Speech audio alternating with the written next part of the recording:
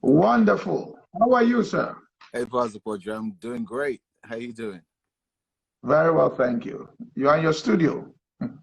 Yes, I am. Yes, I am. So Sundays, I do the chief exec asked me to do a radio show.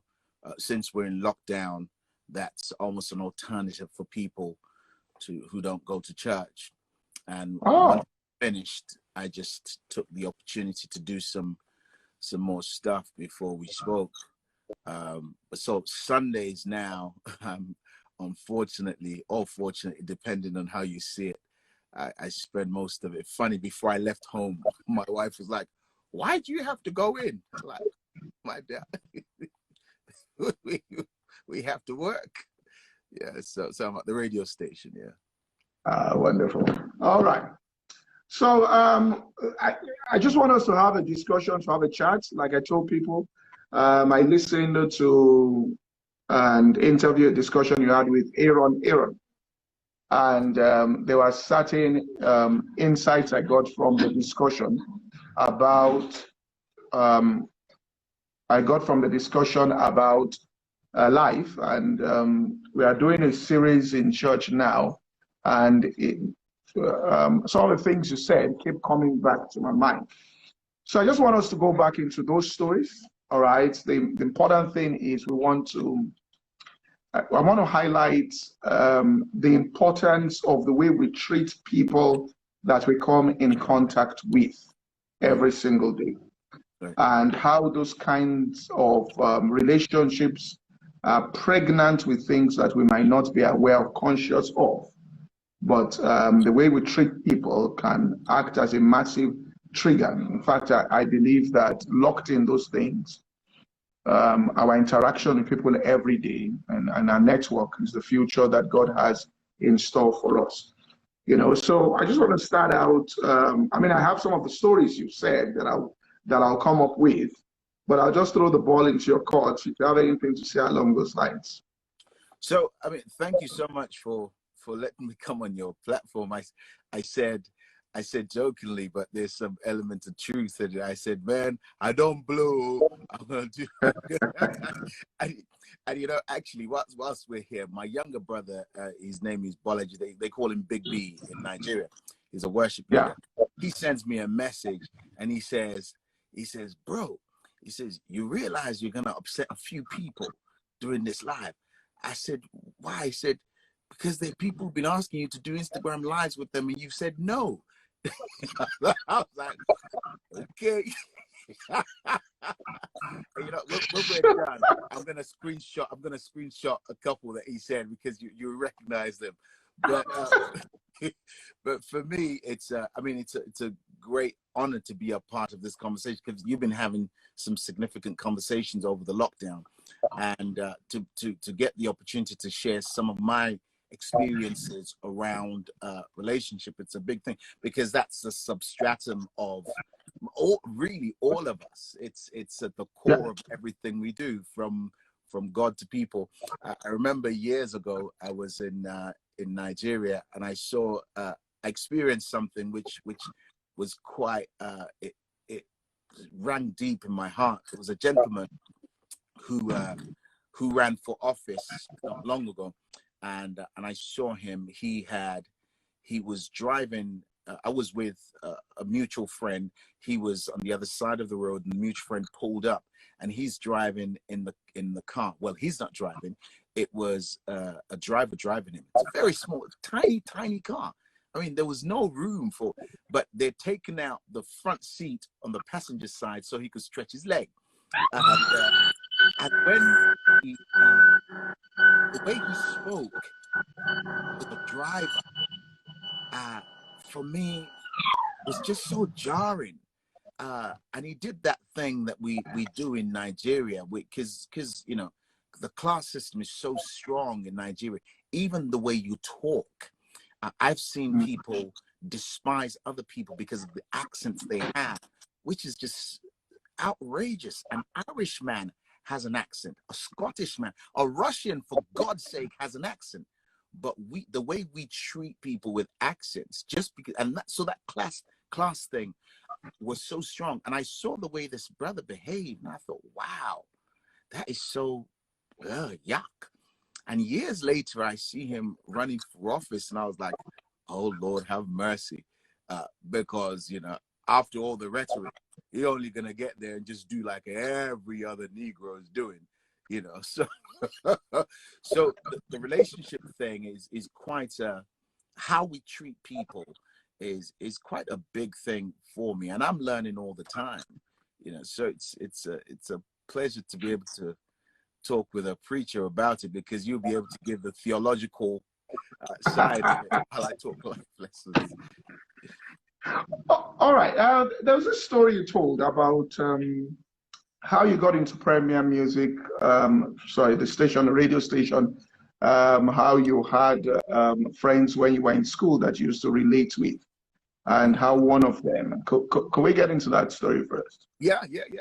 I mean, for those who are not familiar, Premier Radio is the only commercial Christian radio station in the UK.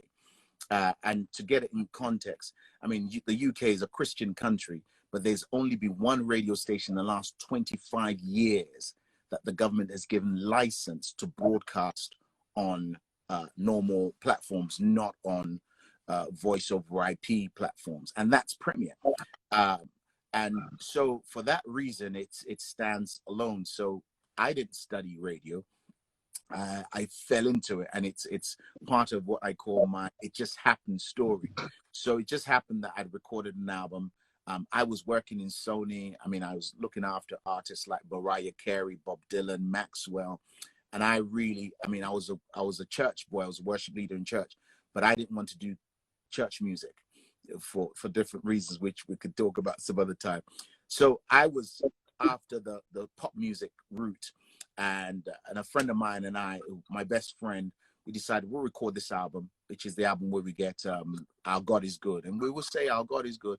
We gathered all our friends who were in the music industry then, people who were like playing for either MD for Shaka Khan or Whitney. They were all there. So we recorded this album, recorded it. No record company will take it. The record companies, the Christian record companies, when we sent it to them, because I was working record, because I knew the dynamics, sent it to them, they came back and they said, oh, great worship album. When they found out it was a Black person behind it, it became a great gospel album. Now, those who are familiar know praise and worship is the whole. Gospel is a tiny part of the whole. That's how the industry goes. So then they said, okay, we can't take it. We've already got our quota of Black artists on the label. You know, this is one of the big labels. And so I thought, okay, we spent this money. I mean, I need to recoup the money. That's where the journey of Riversongz started. And I sent the CD. Well, someone took the CD off me, sent it to this station. And you know how people do. I sent your CD, call them. So, of course, I called. The man that picks up the phone, they told me to call, he was then the head of music, but also doing the flagship show. And I just called as they told me to. He blasted me off the phone. Said, I'm busy. I get tons of, and granted, yes, he gets tons of CDs. And I thought, I'm so sorry. I was just told to call you. But another, within the station, because within here at Premier, we have 3 radio stations: Premier Radio, Premier Gospel, and Premier Praise. Before them, we had one small internet station. The internet station picked up the CD and started playing it that the main station wouldn't play. Because of that, I was asked to come for an interview. When I got here, I did an interview. I didn't know they'd been looking for a new presenter for a show for over a year. The gentleman who was doing the show is now a big radio owner in Nigeria. His name is Benny King. He owns 3 radio stations now. Now, he used to do the show that I was being hired for. I think he owns a radio station in Warri or something. He owns one in Warri, and I think he owns, I know he owns 3 now. One is up in near my family's place in Omar here, somewhere, I think, but I know he owns 3. He used to be the presenter of that show, but you know, he had to leave. So they've been looking for someone for a whole year. Then I come and do an interview, and it just happened. There's a young lady who had gone to university with years before, over 10 years before. She was then the head of programming. Heard the interview, says to the chief exec, we found who we're looking for. And it was because of the relationship we'd built. Because when we were at university, I used to host these people, and I hosted them because these were my girls, these were my sisters. And not knowing I was sowing a seed into my future. So she was the one that spoke up and said to chief exec, we've got to have this guy. And then here we are years later. I'm not only the station director of the station, I'm also the man that looks after music for all the stations. And the man who took my call, who shouted me off the phone, at a stage I became his boss's boss. And, you know, and all because of a relationship that I had been careful to look after. Now imagine if those years I was a bit of an arse, and I was rude, I was unkind, you know, I was predatory. Once she saw me, those would have been triggered in her mind, and she would have said to radio station, actually, let's not even use the interview because that guy is no good. But I didn't know she was going forward into my future, you know. So that's just one of the. I'm gonna try not to talk too much so I don't burn up the time. No problem. Yeah, because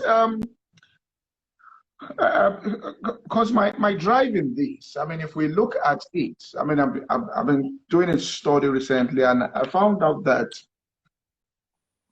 almost all these manifestations of divine visitations people had of God in terms of brought elevation into their lives came as a result of the way they treated people. In other words, Ruth treated the mother-in-law in a certain way. Joseph treated the chief butler in a certain way when he was in prison. The Rahab, the harlot, treated the spies in a certain way. All right, and that's how she got plugged into it.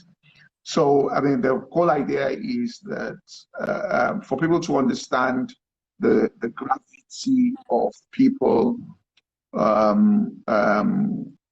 that we interact with every day, and how these people might just have been sent by God into our lives because of something else that will come into fruition in our future. You know, Pastor Poju, yeah. you say that, yeah.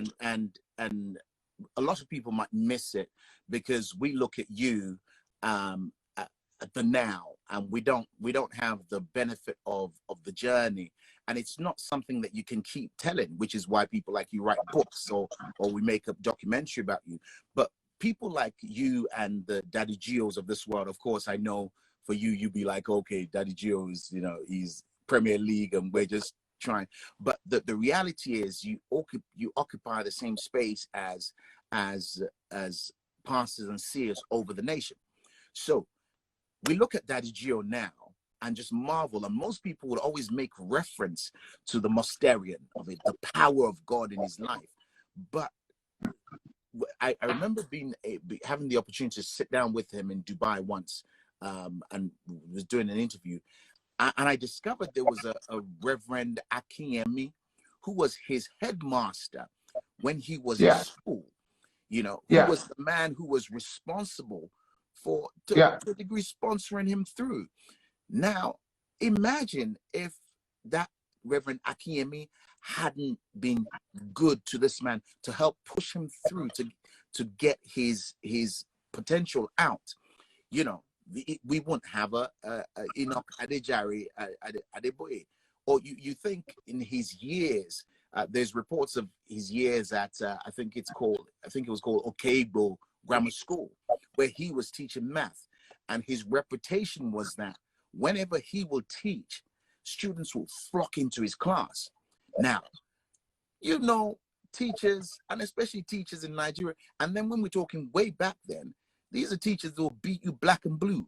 But Enoch Adejare Adeboye students will break the banks to storm into his class.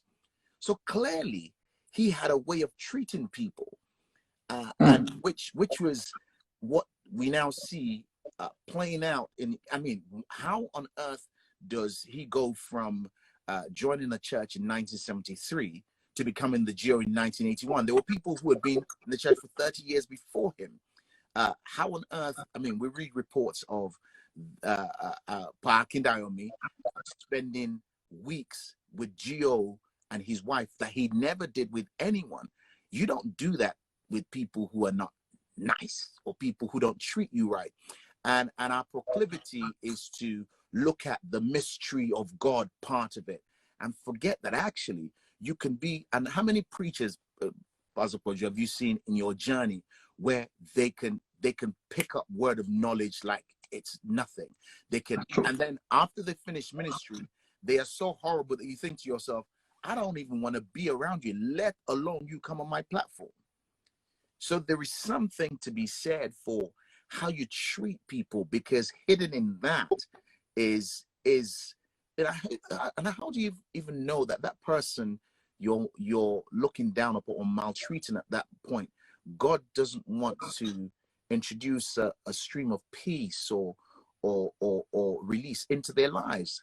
But you know, we're so busy thinking about ourselves, thinking about what we want, that we forget to treat the lady we bought bread from. We forget to treat her proper. My friend, just give me this something. I'm like, man, just be nice to people, man. You don't know where she's gonna end up or where her children are gonna end up, and see your children. All right, can you tell you now you are the host of Turning Point, and it's a real powerful story as to how that whole thing opened up. And can you just tell that story? Because it's really powerful story. Oh man, if it's something that tickles me all the time, and you know, for me, I mean, I was trying to get myself ready so I didn't fumble on your platform, you know, and started thinking about all these different, and I realized how good God had been, because there are different chapters and it's just consistent. This Turning Point thing, for those who are not familiar, Turning Point is a show that a gentleman called Victor Oladokun created for CBN. CBN by far is one of the largest Christian producers of content in the world. Turning Point had been going for, I think this year will be maybe 24 years or something. Anyhow, he was doing the show. I was in London here at Premier. I'm doing my radio show as I would, you know, and I'm coming in. I'm an African boy. I'm proud of it. My name is Muyiwa. Yeah. There's some lady listening who is Victor Oladokun's sister, who calls him and says, "There's this Nigerian kid on radio. He's just crazy." Victor Oladokun's listening to this now, and he starts listening in. Now, living with Victor Oladokun, unbeknown to me, is a man who was a pastor of the church I went to. He had gone to the States to get his master's degree.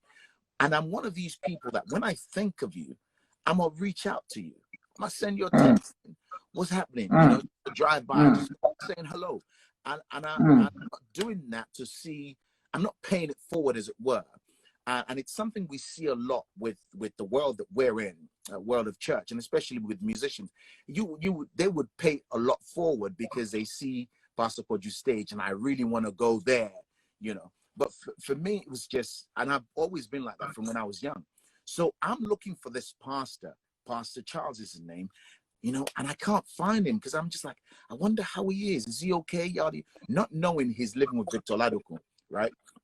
Eventually, I get in contact with him, and then the lines connect. Victor Oladokun finds out that this guy that's speaking to Charles, who lives with him, is the same guy that his sister had been talking to him about, that he was listening to on the radio.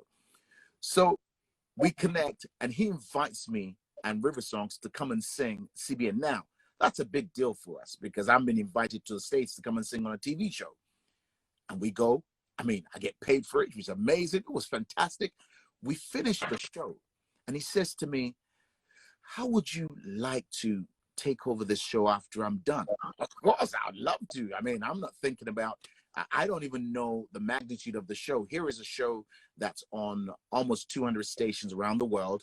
CBN do a research every 2 years to justify the spend on the show, and they say 70 million people watch it every week. The people who call after the show to give their lives to Jesus, it's upwards of 10 million every year, and that's people who actually make the calls. I wasn't familiar with all this, so when the man talks about taking over the show, I was like, yeah. 7 years later, Victor Ladokun's left the show. CBN are looking for someone to take over the show, just like with Premier.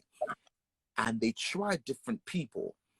One of the producers in a time of prayer says, this guy Muyiwa keeps coming to my mind. It just happened that same young lady, when I was with them, Victor Ladokun, you know, I was being courteous, but I kept in touch with her. How are you? What's happening? You know, I would encourage her, not knowing, again, I was paying it forward, showing it forward, because when they now needed a presenter for Turning Point, and I'm not a TV presenter. I don't have qualifications on it. I live in London. This thing is in Virginia Beach. She says, Muyiwa, they fly me out to Virginia Beach. I screen test for it. I'm the only person to screen test for it. 10 years later, here we are. I'm still doing the show. Wow. And that was because, here's the interesting thing. I thought it was Victor Ladokun that spoke for me, because I have this thing at the moment that performance currency is limited. People currency is it. You see, your work will not speak for you. People will speak for you. You can be the greatest engineer. I mean, there's research that shows Ford, they had this car they made, I forget its name. Warren Buffett and the Microsoft man, they take the Mickey out of the car. They spent over $300 million developing the car. You would have thought that will fly. The car goes out. A group of people decided this car is a non-starter for them. They start to talk bad about the car. The car dies. Same thing happened for Coke. Coke spent, I think, like $4 million on a particular brand. It wasn't Cherry Coke. £4 million research and development. I mean, that's hard development that they did. But the people came out and spoke. They weren't interested. So I say to people, you can spend time working on your performance, or you could spend time working on treating people right, because it wasn't Victor Ladokun that spoke for me. It was this young lady who was, at that point, she was a junior. She was what people consider nobody, but her voice was the connection to the next level for me. That's really, really powerful. Really, really powerful. Have you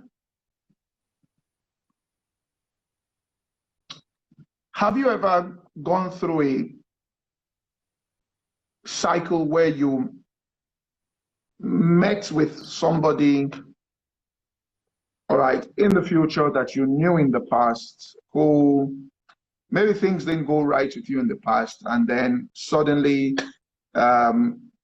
it almost becomes apparent to you? I mean, I just want to let you know that if probably you handle that relationship better, maybe things have worked out.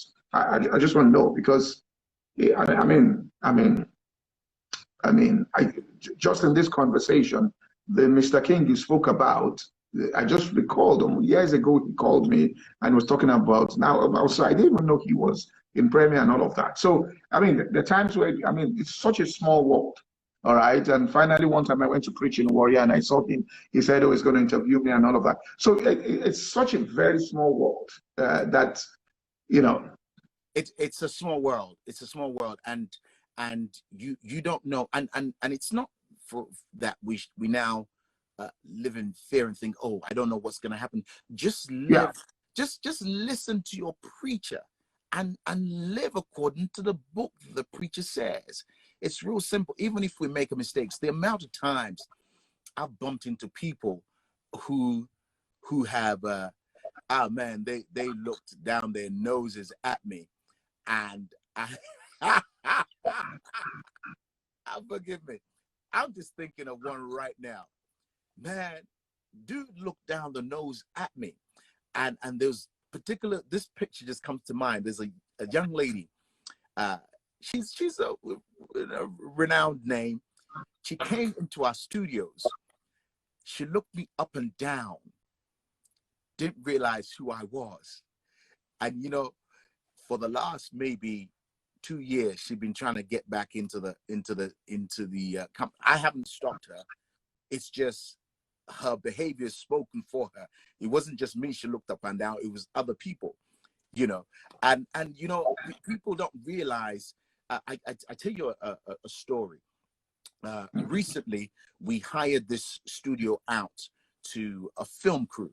They came from the BBC, and I remember when the guys were booking it, I said to them, I know what film crews are like. They're an army. When they come in, they will take over the space. Just make sure they know that we are a functioning radio station, because they'll lock down the area. And of course, they came and they locked down the area.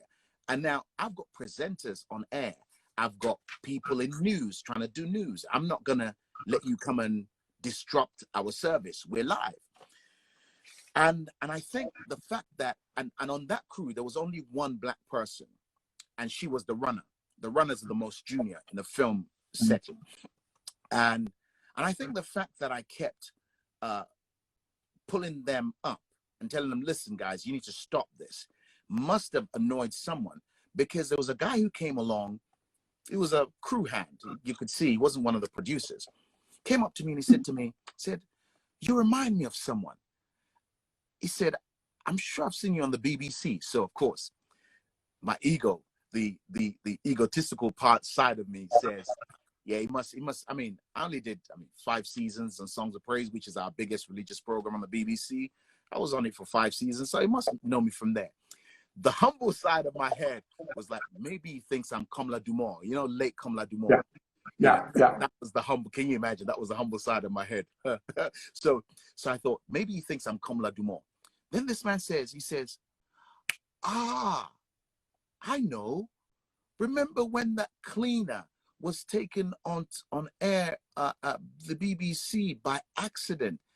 You look just like him. Now, Pastor Poju, the story was a very funny one. When the cleaner was a light-skinned Igbo man. Look how dark my skin is. He had hair on his head. But the man wanted to make a point. You look like, so I said to him, you know, it's funny you should say that, because I'm a cleaner here. You know what he said? He said, I guessed as much. So whilst I'm saying that, the receptionist at our company is going, she's about to say, I said, don't tell him, don't leave him, don't tell him anything. We went through that, we finished, and I went into the boardroom and I told the execs, I said, this is happening and these guys are not coming back. And that would, BBC or not, you're not coming back.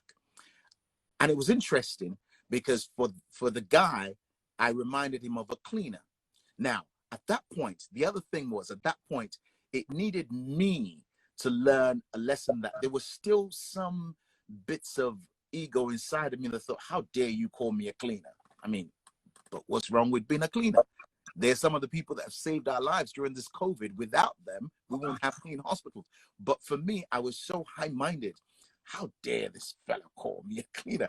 So there was a lesson for me to learn, but then also for him, not knowing that what he was doing then was going to affect the future of the production. And there's so many stories like that. I mean, for me, there was a point in my life where BET was blowing us up. I mean, BET, every day BET were playing us. But people don't know. I mean, I was the first, Muyiwa and Riversongz were the first international acts to go on Celebration of Gospel. In all the years, the Celebration of Gospel was on. Wow. Yeah. I mean, we were on there with LL Cool J, and you know the funny thing is, I remember us getting there, and one of the big American artists, I won't name him, he looked at us and he says, what are you guys doing here? Because we'd all been in a city for an event. Actually, we were in your city. We're all been in your city for an event, and we were all now in LA. So he looked and he says, what are you guys doing here? I said, we're here for celebration of gospel. He said, to watch? So not we were on the same stage. But you see, that moment only happened being on stage in celebration of gospel, being first on BET, because there's a sister of mine who years, I'm talking over 10 years before BET happens. Her name is Ofi Forson. She lived in the States. We were very good friends. And I treated, she was my sister, not knowing that all those years she would go to work, and she worked at BET. She would go to work and keep talking about this brother of hers. His name is Muyiwa, da da da da da da da. She would tell one of her colleagues, who by the time I fast forward in my life was now the head of international. She was the woman in charge of everything BET outside of America. This was the same woman that Ofi was telling for years about her brother. It just happened. One of my staff got one of my CDs, bumps into Ofi's boss, Ava Hall.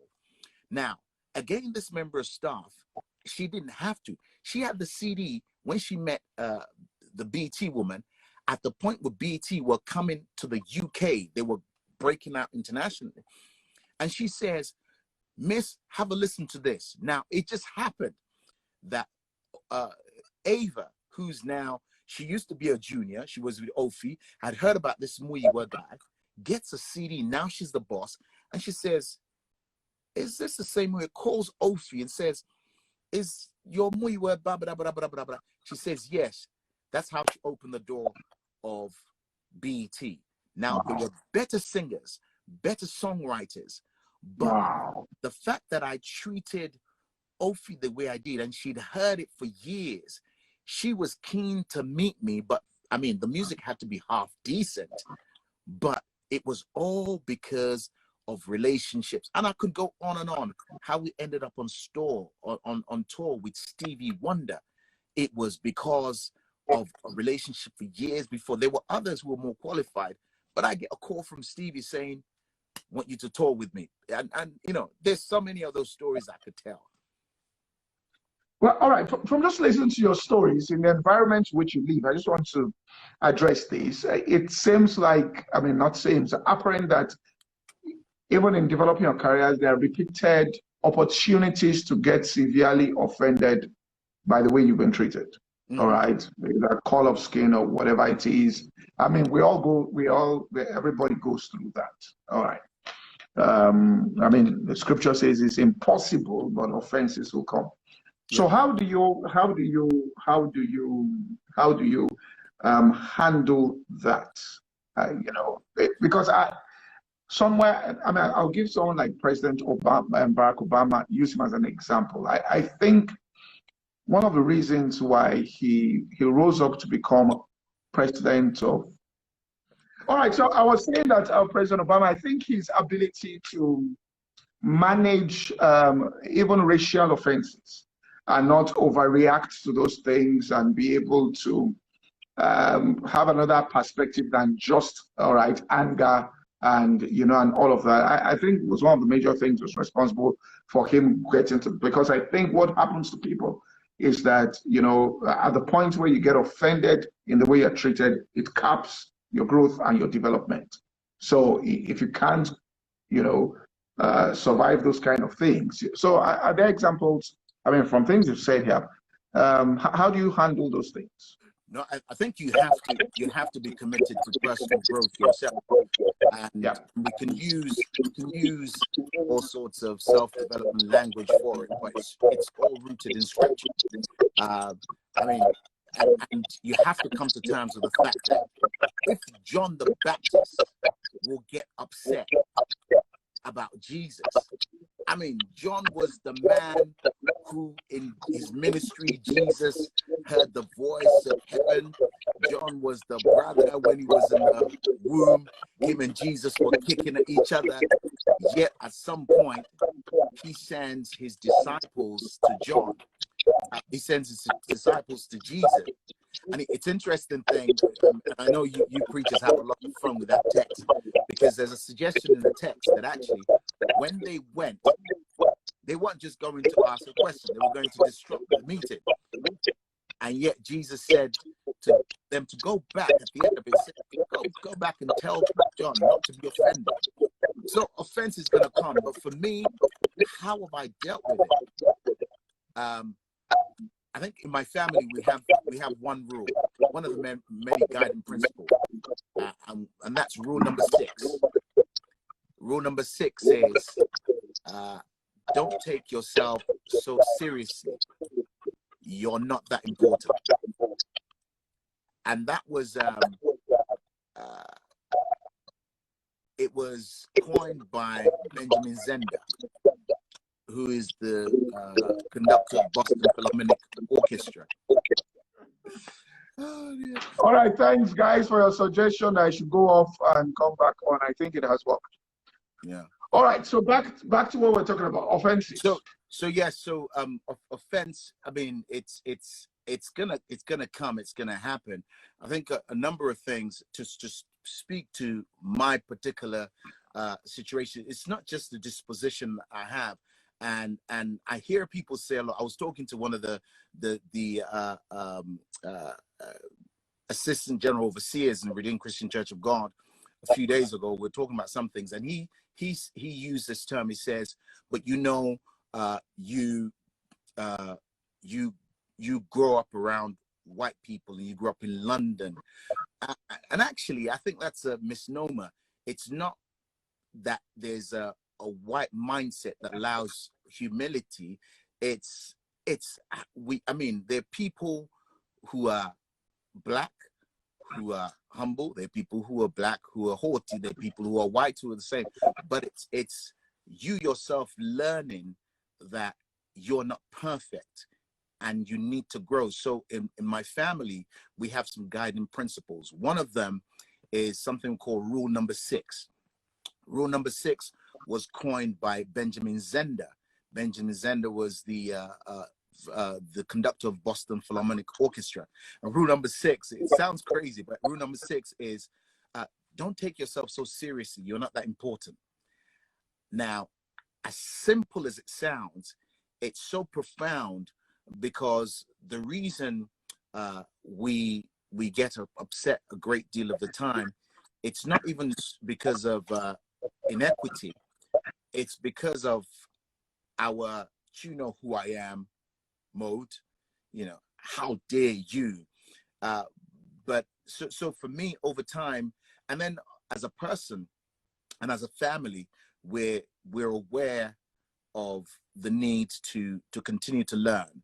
And then we could get into neuroplasticity and all these things, and you've been aware that actually your brain is not, even though you might have been the A-star student, the number 1 in your class, that actually your brain can still grow. There's still room for learning. And once you realize that, you understand. And here's the other thing, Buzz, and sorry for being so loquacious. I'm passionate about these things. The other thing is, we allow more room for our own failings than we do other people. So you would allow for other when you do something wrong, you would be upset that someone didn't allow for the bad day you had, or the money that someone has robbed you of, or the abuse that you'd endured years before as a child that now feeds your bad behavior. You would expect for people to make allowances for you. However, when we're dealing with other people, we're quick to jump on them because they did something wrong. But actually, if you take a moment to, and this is a Stephen Covey original, that you allow for that room between stimulus and response, you manage that gap. It allows you to think, actually, that sister who just run up her mouth, could it be that maybe she was abused by someone, and something that I just said may have triggered her to behave like that? It could be that she's just badly behaved, but could it be? But you know, when you start asking those questions, which is why I guess the Holy Spirit becomes an important part of our journey, because you can be in your feelings and the Holy Spirit will speak to you to know that actually, listen, this is not okay. You're in your feelings right now. You know, gather yourself and become like Jesus, or that brother there. Something just happened. He just lost the child that you don't know about, which is why he's like that. So how I've been able to manage it. I mean, I don't think I've done so well all the time, because there's been times where I've seen people who've treated me badly, and I've had the opportunity. Ooh, Lord have mercy. And I had the microphone and I laid in. And you know, as I'm talking, I'm saying to myself, Muyiwa, you are such an idiot. Stop it. What are you doing? But my flesh was just so enjoying that moment so much that I mean, there was a gentleman, forgive me, let me tell this story quickly. Sorry, Pastor. This man, years before, a brother of mine had taken one of our CDs to him. And he, growing up in the apostolic, I grew up in the Church of England, then ended up in Pentecostalism in the Apostolic Church. And he was one of the speakers. Andrew was his name, great white guy, very charismatic, very bubbly. So we knew him as an elder. Skip forward years later, I make a CD. One of the brothers take it to him, saying, oh, can you connect Muyiwa with so and so as we do? And the first question he asked me was, are you one of those choir masters that's sleeping with the choir? And I was like, Andrew, why would you say that? You know me from when I was a teenager. And I was just like, but I allowed offense to creep in, and I kept it the side of my head like a little elephant, which I knew wasn't God, but I held it. Then there was an event. It was a Redeemed Christian Church of God event. They'd asked me to MC it. They've done a few times. He was one of the people there, and I had the microphone. Oh, Lordy Lord. You know what Muyiwa did? Muyiwa got on stage. I told the story as though it was a joke, but I knew what the import was going to be. I knew, and I still did it. And you know, I was doing it, and I was feeling bad. And you know, in the end, and I remember when I said, I gave the punchline about sleeping with the choir. He asked me, the whole front row, I mean, Mommy Gio, Daddy Gio, all of them, they were like, oh. Now, he didn't get invited back, and I knew what I was doing, but I knew it was wrong, but I allowed myself to carry on. And after that, I saw him. I apologized. I had to apologize. So while I'm saying rule number 6, it's not that I've done it right all the time. There've been times where I've been so ungodly.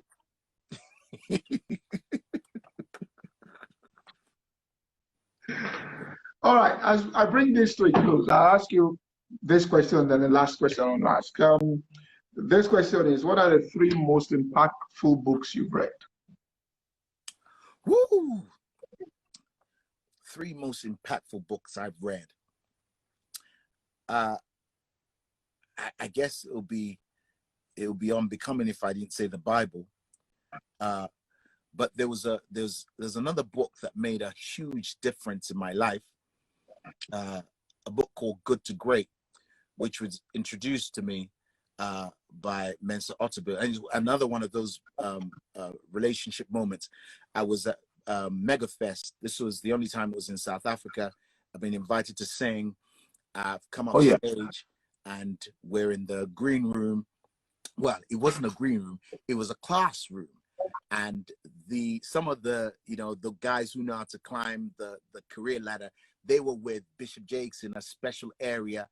And I went into this room. Mensa Otabil was sitting there. And I was like, wow. And in my mind, I'm like, man, this is one of our generals.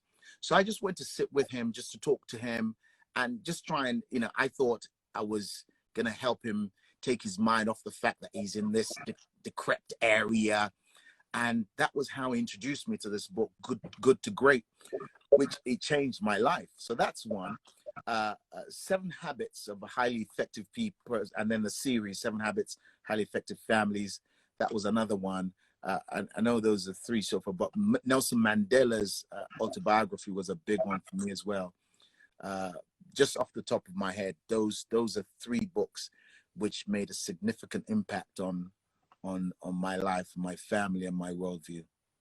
All right. What has been the most transformational or impactful movie you've ever seen? Ooh! All right, since you're so happy, give us 3. Transformational. I would have to say one of the most transformational. I loved the film, but yes, it was transformational for me. It's a film called 5 Heartbeats. And 5 Heartbeats was a story of a group of men from the 50s and 60s who were a group, a music group. And the stories, just the levels and the stories of adversity, of potential not achieved, of all, it impacted me greatly. 5 Heartbeats, and the soundtrack was insane. So 5 Heartbeats is one. Another one will have to be The Matrix. Oh. Matrix was a big one for me. A third one. Ooh. Oh man, I might have to come back to you on that one. All right. The final question. I'll just go back to that discussion you had, and I thought this was quite profound. So, and it might be helpful to some people making decisions. You spoke about the fact that I think you did have a mentor, and he asked you wanted to send your children to a certain school, and he asked you why you wanted to do that, and then you spoke to him about, I think he built a school and how he was able to get the funding from the bank based on the. So what? Yeah, can you just talk us through that, the importance of making sure that as you raise children, you also build their networks, right? Absolutely. So he was my college professor, and he's a dear friend of mine. But definitely, in terms of culturally, for me, he's an egbon or an uncle. His name is Norton York. Norton York, the York family, legendary in terms of education in this country. Norton York is the one that owns Rock School. Rock School is the biggest independent music exam board in the world, and Norton owns that school. And funny, he started the school just a year before we met, with £2,000 from his mum. And Rock School turns over, just in China alone now, Rock School turns over £25 million just in China alone. But Rock School is all around the world. Wow. So we have a deep relationship, and I would talk to him after we finished at university. I kept in touch, and he was always very good with advice, challenging. But then he said to me, because there were certain schools I wanted the boys to go to. We had a list of schools, and he went to St. Paul's. St. Paul's is one of the top schools in our country. And he says, oh, but it was such a hard time, yada, yada, yada. Why do I want the children to go through that? So I said to him, Norton, when you took over your mom's school, because his mum started and owned the oldest school in Kew Gardens, which is a part of London, very, very an elite part of London. And he had taken over the school and made the school like levels, different levels, but he invested insanely in it. So I said to him, Norton, when you took over your mom's school and you invested £10 million or whatnot to build up the school, where did you get it from? He mentioned the bank. And I said to him, so were there any of your friends you went to school with? It turns out, of course, some of his brethren, them, as we might say here, some of his brethren, them dead there in the bank. The head of the bank is one of his friends in it. So I said to him, but and then he relented and he says, you know what? I see what you mean.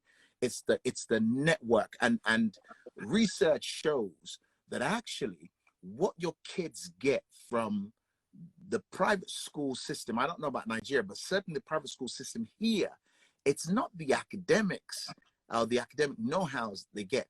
It's the confidence and the network, so that you're now able to call your friend whose father is the head of telecoms in Turkey and say, dude, I'm about to do something, because you know each other.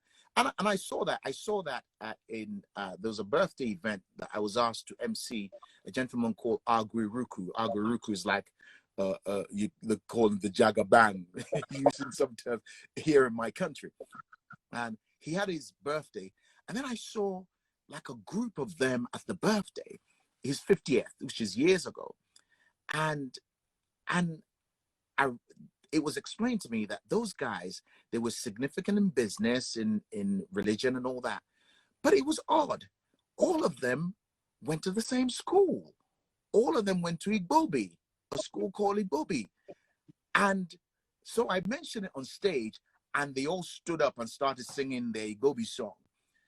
And it was interesting to me that all these black men, all significant in their areas, and they were benefiting from their network. And I thought, ain't nobody going to tell me a lie about where to send my child to, because, you know, I'm not trying to make my child high.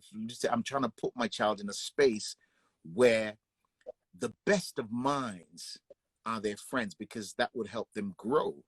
And, you know, it's it's an important, and it's not so much about sending your child to a school that's £5,000 a term. It's about doing the best that you have to do right now for your child, not just, you know, just pushing them off to something, because we understand, because of our worldview, that God is able to do exceedingly abundantly, far more than we can ask, think, or imagine. So even if I send my son to the lowest school in the borough, but it's the best that I can do, God can do much more with that. So that was that story there of the school experience. Yeah, but you know, Pastor Poju, forgive me. Let me just share this real quick. Read that school thing, and this to help someone who may be struggling because of the lockdown. You might think, okay, the economics are bad. I'm telling you that this relationship thing works, because my son's school, I mean, the two of them, they go to the same school, and it cost me upwards of $5,000 each month for the both of them. That's sterling, to pay their fees each month. Now, it's not because I'm plucking money from Premier or that CBN throws money at me.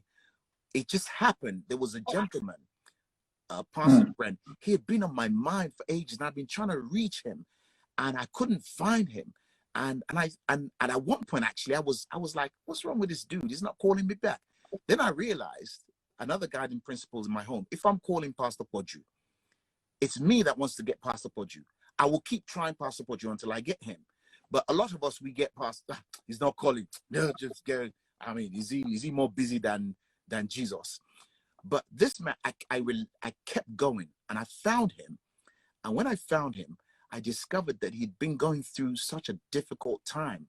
But then as we talked, he now asked, what's happening with you? I talked about the children, yada, yada. It just happened that at that point, he had an investment opportunity that I jumped into, Pastor Poju. That was what provided for my children's school fees, still provides for my. If I hadn't gone up, and I didn't know. All I knew was this man was on my heart, and I wanted to find out how he was. And when I found out I found out he was under pressure. I even said to him, listen, I'm so sorry. I was in my feelings by myself, thinking, how dare him not return my call? But now, knowing that you were going through, I wish I'd heard the Holy Spirit so I could pray for you, not realizing that this man had the keys to my children's future in his hand. Oh, dear. Thank you so much. Thank you so much. Thank you. Very powerful stories. Very, very significant. Thank you. I want to say thank you so much. You spent over an hour with us. All right. I mean, you're a real busy man. You're a real busy man. I wish I Thank could you so pretend to be much. as busy as a senior pastor, but you know, thank you, Pastor Poju, for and then for everyone who's listening, those who are haters and enemies. I'm thanking Pastor Poju for the gift of access. We love you, Pastor Poju. Thanks, man.